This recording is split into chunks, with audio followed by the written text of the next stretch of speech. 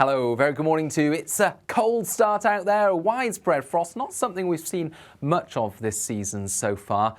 Many people will welcome that compared with the mild and wet weather we've seen so much of, but nevertheless, it is going to be chilly first thing with temperatures in main urban areas -1 or so.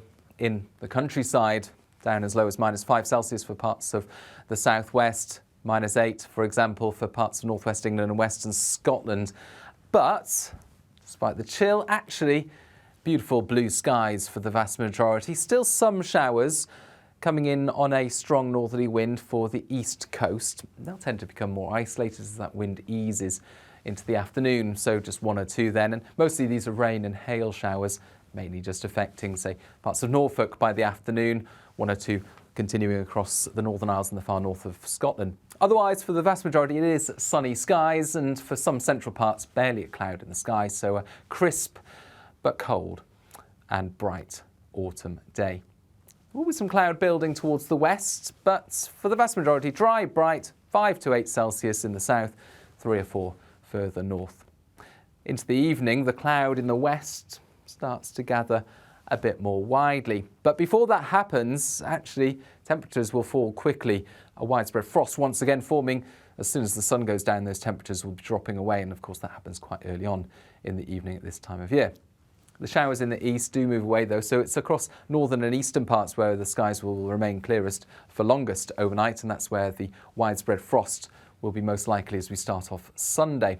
Meanwhile, temperatures will actually rise through the night further west. And for Northern Ireland, western parts of England and Wales, as well as the southwest of Scotland, generally frost-free but cloudy as we begin Sunday, with outbreaks of rain already starting to push into the far west as a occluded front moves in. This occluded front is tied to an area of low pressure, and that low pressure has big consequences on how the weather behaves throughout next week and how much this cold air to the east will affect us. And there's a video explaining all of this on our YouTube site, so do check that out if you want more detail. But for Sunday itself, what that low pressure essentially does is it pushes an area of cloud and rain into Northern Ireland, Western England, Wales first thing, southwest Scotland as well. Staying bright across central and parts of northern Scotland, although further showers into Shetland. And the east of England also staying bright, but we'll see areas of cloud move in, mostly medium and high level clouds, so the skies generally clouding over by the afternoon.